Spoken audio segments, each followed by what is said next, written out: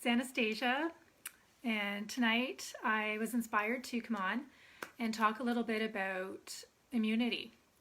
Now, immunity is always an important thing to think about because obviously it's like our body's defense against illness. But especially lately, I felt it would be a good idea to talk about it a bit more so that people are reminded of all the amazing things that you can implement into your lifestyle to not compromise your immunity, but also to help it function optimally. So there's a lot of things you can do actually to make sure your immune system is functioning well. And I'll probably think of a whole bunch of other things after I film this, but I'm just going to cover whatever comes up, and I'm mostly going to just share kind of the things that I do on a regular daily basis as part of a regular lifestyle that I consciously do to maintain my health and well-being and to make sure that my immune system is functioning as well as it possibly can. So the first thing that we can talk about is like the nutrients that you take into your body. It might seem pretty obvious, but your body needs certain things in order to work properly, and we get those things from our food, and if you take supplements, you can also get them from there as well. And if we don't have those things, then we start to run into problems. And I like to just kind of compare it to when you're gardening. You know, to keep a plant growing properly and to keep it healthy and strong and able to resist disease, it has to have the proper fertilizer. And humans are the exact same thing.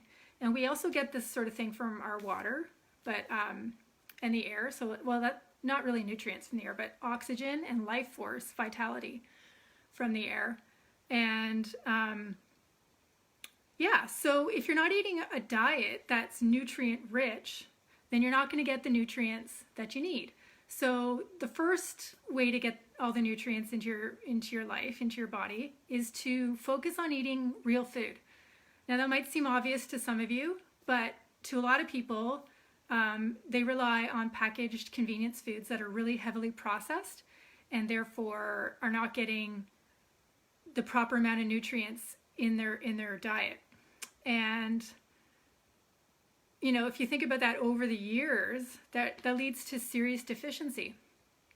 And so yeah, eat whole foods, and when you're eating, think about, what am I getting from my food? You know, like sometimes we can eat and we'll stuff ourselves full of maybe like bread or lots of pasta. And that's like pure sugar, really. And you're not getting a lot of nutrients from that, especially if it's white, because there's nothing in the germ or that sort of thing. So really focus on the foods that are actually nourishing you. So lots of vegetables and good quality proteins, and just notice how many sweets you eat and how many empty calories you're taking in that fill you up but don't actually nourish you. And then we also have the opposite problem when it comes to nutrients, and that is that we can get an excess of certain nutrients,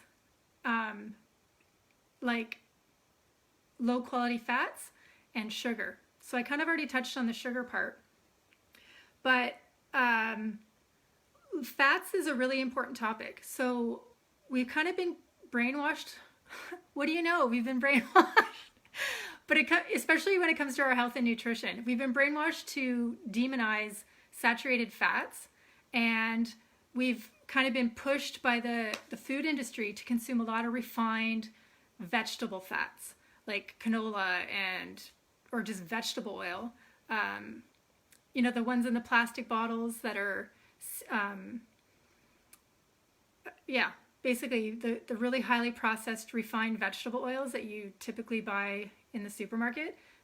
You don't want to eat that. That's really low quality fats. So what you want to focus on is high quality fats. So we're talking extra virgin olive oil, we're talking coconut oil, we're talking lard from pastured pigs, and you know, like the chicken fat from a good, beautiful pastured chicken. I also really like avocado oil.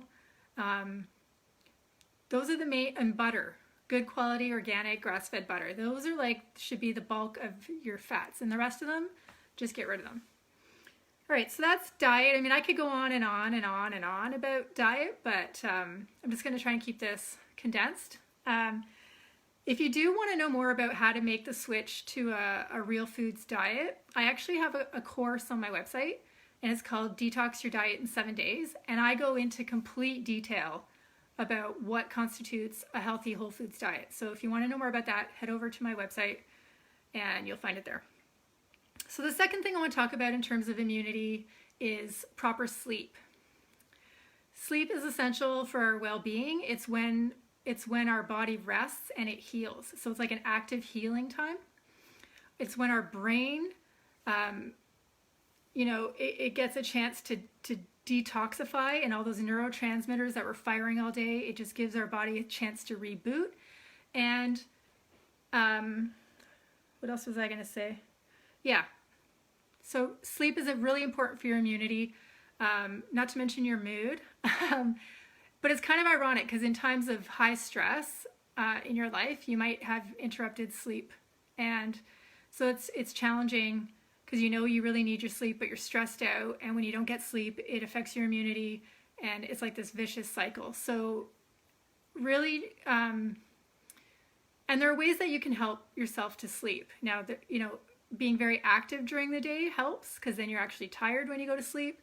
You want to reduce your exposure to stimulating things like television or the news. Like, do not watch the news before you go to bed. That's like the worst thing you could do because it's the bad news, right? So you don't want to watch the bad news before you go to sleep because it's really hard for you to, if your thoughts are racing and you're scared, it's really difficult for your body to relax and to go to sleep. So maybe create a nice routine in your life where you can maybe take a bath or listen to music or meditate or just talk and visit with your family without all these external stimulation going on. That can help you sleep. Of course, I can talk about essential oils that are really beneficial for helping you to relax. So we can use lavender, of course, which is everyone knows about lavender. You can use frankincense, which is a wonderful one. I actually make like a roller bottle with a bunch of essential oils, cedar wood, and you can put that on your feet before you go to bed. There's actually a product, lots of people make a product with melatonin in it. Young Living actually has one that I bought for myself because I was having trouble sleeping a while ago. And it has lavender essential oil in it in a capsule along with the melatonin, as well as vetiver and valerian. So, there's lots of products on the market you can actually take internally to help you relax. You might be into cannabis, either orally, like through pills. CBD oil, really helpful as well. So there's lots of stuff you can do to help you sleep. Like I mentioned, exercise is super important. I'd have to say exercising is like one of the most important things you can do for yourself. And not only because it helps your immunity, but it helps your state of mind. And, when you're in a good state of mind, that also helps your immunity. So it's like one thing feeds the other. So, if you're not a very active person right now, you can take it slow. You don't have to jump into like a huge fitness routine. Like even if it's something as simple as going for a walk, any little bit counts and every little bit helps. So go for a walk and do it every day and all year round. It's so important to get outside too, to get your sunlight, especially in the summer. We want to get as much vitamin D and fresh air as we possibly can. So if you can walk barefoot, that's really beneficial. Then you're grounding with the earth, you're connecting with the earth. It's called earthing. And you're getting the sunshine, you're getting the fresh air, and you're breathing and moving and the blood's circulating. And that's so amazing for your immune system. So exercise. And the other thing I want to talk about is like stress. Stress is a killer for your immune system. And there's lots of different things you can do for stress, but I'll just tell you about some of the things that I'm doing right now, and maybe it'll inspire you to think of things that you like to do, or maybe you want to try the things that I'm doing. So I exercise, but I also, every morning when I wake up, thanks to my friend Ricky, he taught me a new breathing technique. And so I do that for half an hour, first thing I do when I wake up. And not only am I super oxygenating my blood, and that's very detoxifying, but it also really relaxes me. Like, it gets me into a really powerful meditative state. And for those of you who practice yoga, it's kind of like, you know, once you reach a certain point in the breathing exercise, it's kind of like really, really easy to get into a state of shavasana, which is that final relaxation. It's like your body can really, really relax after doing this deep, full, complete breathing for like over and over again for a long time. So breathing is really good. Any kind of breathing practice, you know, if you've done any yoga at all, anything they've taught you in your yoga class is a good breathing exercise to do daily for your immune system. And the other thing, you know, there's kind of like these internal states of being and processes that you kind of need to connect with in order to live a more stress-free life. And one of them is practicing gratitude. And a lot of people talk about this, and for good reason. It's like a really important thing is, you know, when you're caught up in the craziness of life, you got to just slow down sometimes and just think of the things that you're grateful for. Focus on the things that are actually working well in your life and that you're happy and grateful for. The other thing is compassion. So this is a word that's been coming up in my life a lot lately, and one I keep returning to, and that's this idea of, instead of being angry with people or judgmental or whatever you can think of about what you're thinking, and for yourself, is to be compassionate, to express compassion for others and express compassion for yourself. And another thing I like to do, and I don't do it often enough, and it's sometimes I'll just look at an adult and I'll think of them as like when they were a child. And if you think about it, we're all still just like children, but we're just older children. You know, it's like, just because we're adults doesn't mean we have everything figured out. So sometimes I like to just remind myself of that for myself when I'm thinking of being critical of myself, but also when I'm being critical of other people or frustrated with people. I just try to remember that they're just kids, grown-up kids. And that works for your kids too. You know, if you're frustrated and struggling with your children, just remember that like they're still figuring it out too. Like, we're all just figuring this out. So compassion. The other thing is acceptance. So what we're trying to foster is a less stress-free life so that our immune system can work really well. And sometimes that means just knowing that you've done your best, you've done whatever you can in a situation, and there comes a point sometimes where you just have to accept whatever's happening and yeah, just surrender to that. So that's a really important thing to come back to. And the other thing is forgiveness.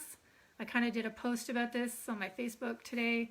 You know, forgiveness isn't so much for the other person as it is about for you. There's this famous quote or story about the Buddha who said, what is anger? Anger is like hanging onto a hot coal that you want to, well, it's like hanging onto a hot coal and you're not throwing at the other person. It's just hurting you. So we need to drop the hot coal and just forgive, because you're hurting yourself more than you are the other person. It's like they're taking up rent in your consciousness and it's hurting you and it's not hurting them. So forgiveness and meaning. You can look at that from a lot of different perspectives, but I feel like life becomes richer and like there's more purpose to everything when you infuse it with meaning. Like, what is the greater purpose? Why do you actually think you're on this planet? And just kind of keep returning to that. And for me, the meaning is love. So I think the whole point and the whole reason why we're here is to be expressions of love and to recognize that we're all connected. And I could go on, but I'm sure you guys can all, if you really stop and be quiet for a little bit inside yourselves, you can come up with some sort of meaning about life and that works for you. Okay, so another thing is to look at relationships. So when it comes to our immune systems, um, surprisingly, not really surprisingly, because I think firsthand we all know the reality of this, and that is that our social connections create happiness within us, and that builds immunity. It's like proven that when people have a good social interaction, they're much healthier, and then they have less inflammation in their body. And when you look at lonely people and people who are disconnected from other people, they have a lot of inflammation and a lot of illness and a lot of depression and just like a low vibration. So now more than ever, in order to be healthy and resilient, we need the connection with other people. So it's like really kind of ironic that at a time when we need our immunity the most, we're being asked to stay far away from each other. And I say no. So now more than ever, find people to connect with, build community, spend time together, and raise your vibration and your immunity. There are lots of other things that I forgot to mention about adding to your diet in order to strengthen immunity. So I'll just go over a few of them right now. The first one that is a go-to every single day of my life is probiotics. So I talked a little bit about probiotics in my kombucha making video that I did a couple days ago. So that's one source of these friendly bacteria, which are so essential for a healthy immune system. Other sources of probiotics include fermented dairy, so kefir, which is a drink, or yogurt, or things like sauerkraut. Fermented cultured vegetables, so kimchi, sauerkraut, any kind of pickled vegetable. Dill pickles, if you get the kosher, really good ones, or you make them yourself. You can also get probiotics from a supplement. So I take Young Living's Life 9. These are capsules that you take before you go to bed. And those are all excellent things and important parts of a healthy diet so your immunity is functioning optimally.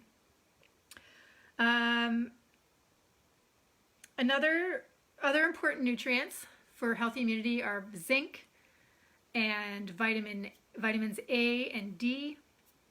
So you can get supplements. I know even Young Living makes something called Omega Gize, which has vitamin A and D and essential fatty acids in it. You can also get it from cod liver oil, good quality extra virgin cold pressed cod liver oil is awesome source of those things. Sunshine, really important for your vitamin D. So I already mentioned that, but I'm just emphasizing it. Other really good things are ginger. Ginger is a good thing to add to your diet. Ginseng, echinacea, bone broth, making your own homemade bone broth using an acidic medium like apple cider vinegar, just like a little bit into the big pot of stock when you're making it, and let those bones simmer really low all night long. And you're really making an amazing immunity broth. I also like to add other medicinal goodness in there, like seaweed. I like to harvest kelp and put big pieces of dried kelp in my broth. I like to add reishi mushrooms, chicken feet. Chicken feet are actually really good to put in your bone broth. So if you're connected with a farmer and you're getting your chickens from them, ask if they have any feet that you can have for your bone broth. And I like to add miso to my bone broth too after it's cooked. Miso is another really amazing thing to add to your diet. Green tea is awesome. And then there's a bunch of essential oils that you can use. I like to make a mix, especially in the winter. It's got thieves in it and oregano oil, lemon, and tea tree. And I put that on the soles of my feet, especially if in a time when people are really coming down with lots of stuff. I kind of use it daily. So I hope I've covered most of the things that I wanted to. I'm pretty sure I did. That's my basic kind of stuff that I do every day. I mean, I do lots of other things too, but those are the core things that I do. Yoga, of course, any kind of, that goes in with the physical activity and the meditation. It's like the combination of the two. But anyway, so if you have any questions or if you want anything you want to add anything, feel free to comment and let us know what kinds of things you do for your immunity. Maybe I forgot and you're like, how could you have forgotten that? So let me know. But thanks for watching, and I'll talk to you next time. Bye.